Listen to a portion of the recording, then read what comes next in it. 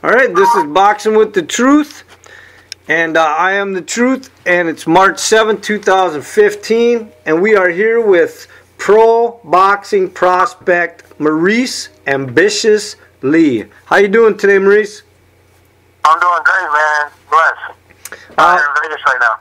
Well, that's great. I appreciate you taking time to do the interview. I know you got a lot of stuff going on and you're kind of busy, so thank you for taking the time. Oh, yeah, no problem. I just want to, so the boxing fans know, you're actually 4-0 as a pro, right? Yes. You do fight at lightweight? Yeah, well, I'm moving up to 140. Oh, you are? Because, yeah, I'm going to move up to 140 most likely. I've been growing, so. Okay. My next fight will be at 140.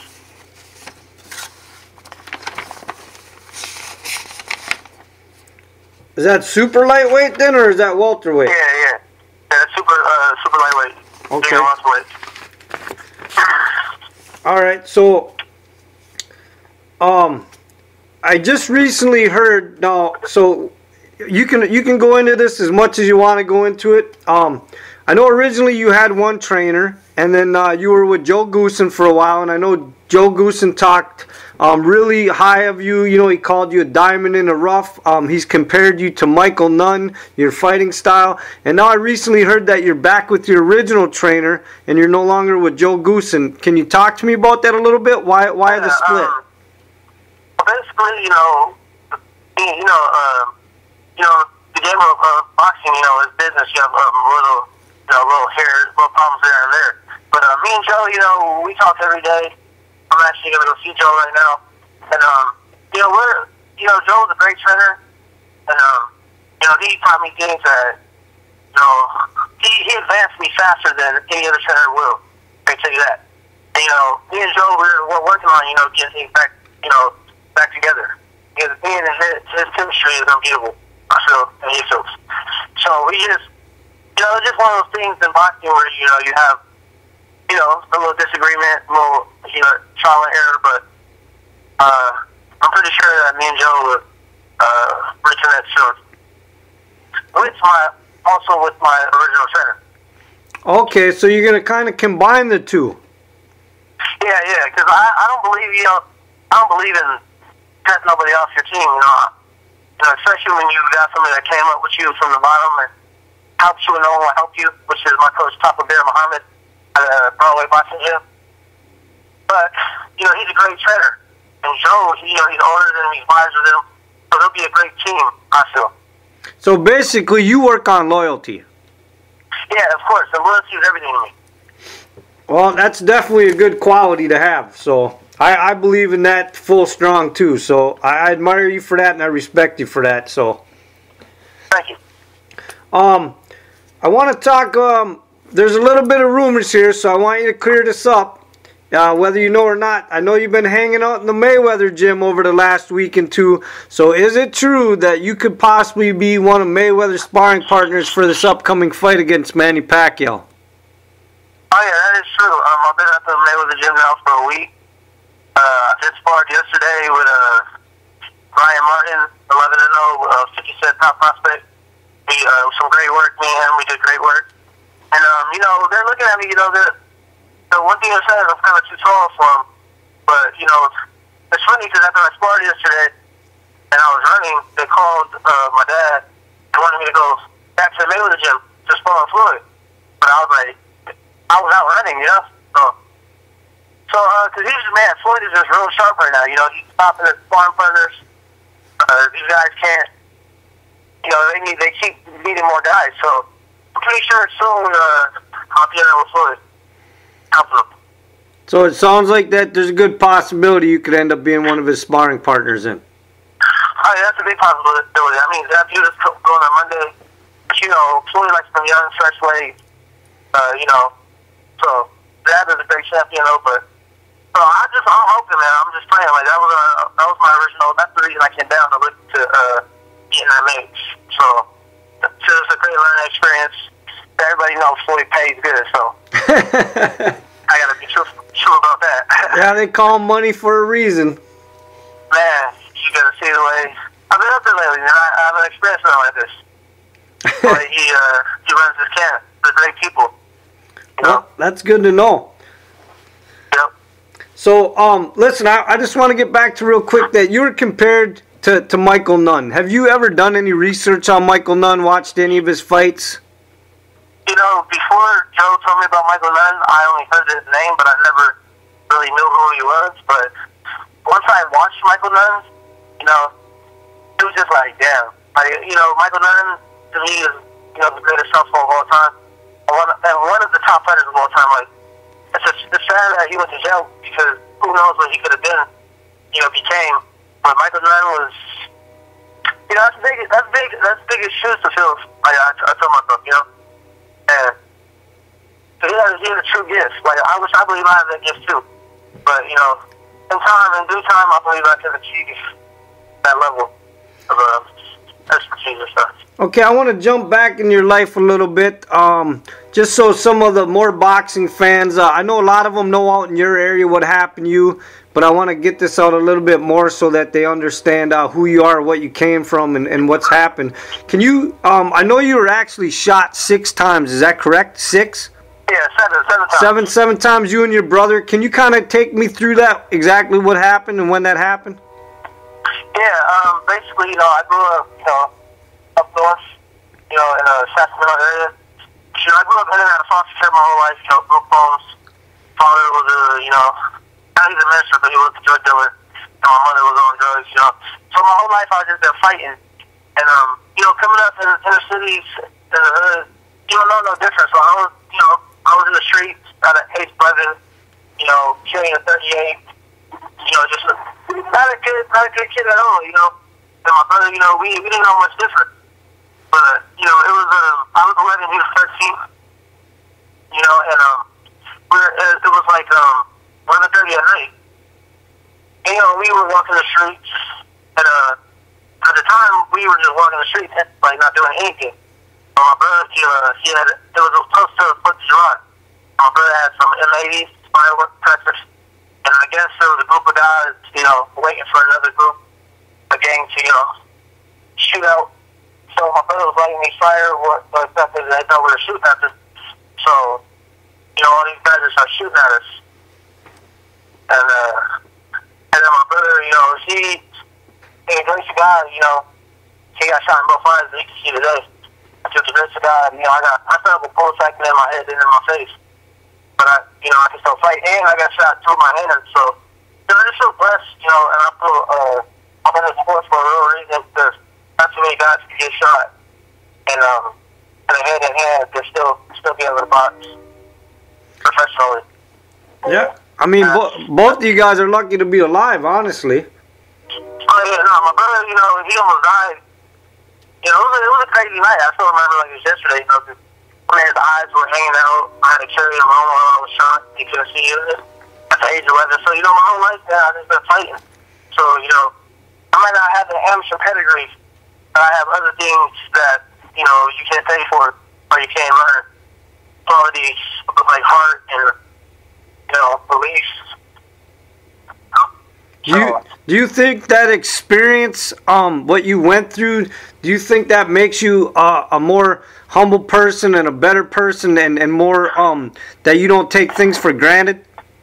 Oh, man, of course, like, you know, going through what I've been through in life, you know, it humbles me to remain humble, you know, where I come from. And also to share, you know, I like to give back. I like to, you know, I'm starting to go to, like, you know, juvenile detention centers and group homes, talk to the kids, and, you know, just tell them, like, you know, where I came from. I got, like, paperwork, newspapers showing me getting shot. So I just show them, I tell them, like, man, you can be something in life if you really put God first and honor your parents, you know, and be, you know, just try to be the best you can be. And how old are you right now? I just turned 23 Monday. Yeah, so I mean that's pretty impressive. A 23-year-old guy that's been through as much stuff as you is already going around and talking to the youth and the kids and realizing, you know, that you can't take things for granted and running around and acting like a fool. That's pretty impressive, man. Oh yeah, like me, like my church, I go to Veteran Proof of Christ Holiness Trauma Center in LA on Watts. And you know, I already had like a few dudes, you know, drop surrender the rags, not surrender my rag, gang banging. You basically go in the pulpit and you just surrender your rag in front of the preacher, and then you know you be reborn as a Christian. But I've already got a few guys that were really like kind of in the street life to do that, and now today they're doing a lot better. They're working for certain positive things. That's good. So, you know, yeah, I try to use, you know, my gift that God gave me to, you know, uplift people, motivate people. I give me that type of image, you know, like I want to be the image that is possible, you know, even wherever you come from. No, that's good for kids to hear, man. They need to hear that young guys like you are, you know, thinking ahead and trying to help out other young guys, and you know that there's positive influences out there and role models as young as you out there. Oh, of course. Hey, you know, you gotta use it. You know, without God, you know, I'm a strong believer as a Christian, so that's what helped me. To boxing and church changed me, you know. Because I used to street fight every day in boxing. My dad, you know, at a prison I knew my dad called 14, 15, and he came to get me. And I first moved out here, I was getting in trouble every day, fighting every day, gang bang. He took me into a boxing gym on 100th Broadway in LA. And, you know, I've just been chasing his dream since. Do you have any superstitions or rituals or habits that you need to do before a fight? Well, I do one thing before a fight, which it reminds me that, you know, that I can't, because I believe in being humble, always. But I believe as the more close you get to the fight, the locker room, you have to feel like you're unbeatable. You know, subconsciously you tell yourself, oh, unstoppable. So then you just start feeling yourself, you know? Because boxing is a lot of guys don't know it's mental, like most of it is mental. And so basically what I do is always before a fight, is I have a bullet that I can feel in my head, so I just touch my bullet. And I just remind myself where I come from and I can't be shocked. You know? With the grace of God. Well, before every fight, I just touch my bullet and say, you know, God, don't let bullets stop me, so God, don't let this guy stop me. And I just go in there with supreme confidence. So do you consider yourself a silent boxer? When you get in the ring, you just go to work, or do you like to trash talk with your opponents and entertain? Well, you know, I do whatever I'm feeling. You know, like me, like in sparring, sometimes, you know, if I'm not feeling it that day, I gotta psych myself up, so I start talking a little, you know, to wake myself up. But, you know, Joe, some coaches tell me to do that, and some coaches tell me not to do that. Like right now, you know, Freddie, he wants God to talk to shit to Pat Manny while he's sparring. Because, you know, that's the competition they're facing. So sometimes you need to do that, but sometimes you just need to, you know, focus and be zoned in. And let your fist off. But, you know, I try to respect every man that's in the ring with me as a band. Because, you know, what we do isn't easy. Like, guys don't know, like, we risk our life and, you know, we risk everything on the line. Like, everyone's watching. You know? So I respect every man as a band. Do you have, is there any boxers out there that you try to emulate your style after, or that you admire out there? Oh, yeah, man, like, there's many fighters. Like, I try to, you know, Roberto Duran, you know, I'm a big fan of him as a lightweight. You know, his body attack, I like him. I like Mayweather, Michael Dunn, of course, Ali, you know, even Pac-Man, you know, Pac-Man, he does his angles, you know, he has a lot of success in boxing, hand speed. But, you know, you don't want to get caught up in trying to imitate. You want to let it come to you naturally. That's one thing that Joe Goosen taught me. He said, just do what you feel is natural. And don't think of that. He said, just let it come to you. So, that's what I've been trying to do, you know, is just let it come natural. But, you know, a lot of guys, you know, I did a shoulder roll and all that, but you can't try to be like a lot of guys getting knocked out because they're trying to fight like Floyd. So, you gotta be careful with that. And if you weren't a pro boxer, what do you think you'd be doing with your life? If I wasn't a professional boxer, man, oh no, I'll probably be, you know, in business or entertainment. I like to entertain, so I'll probably be in either business or entertainment. Okay. Do you is there anything coming up this summer for you? Is there any opponents that you guys are trying to sign against, or any fights that you want to announce or anything?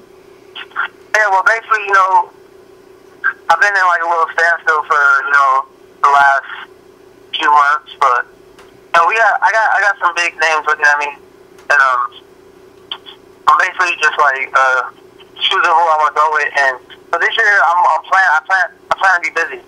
I'm planning to fight at least, you know, 6 to 8 times this year. Okay, so I just turned 23, so I got to get on the fast track a little. So it's possible we could actually see you in a TV fight before the end of the year, maybe on ESPN or on. That's very possible.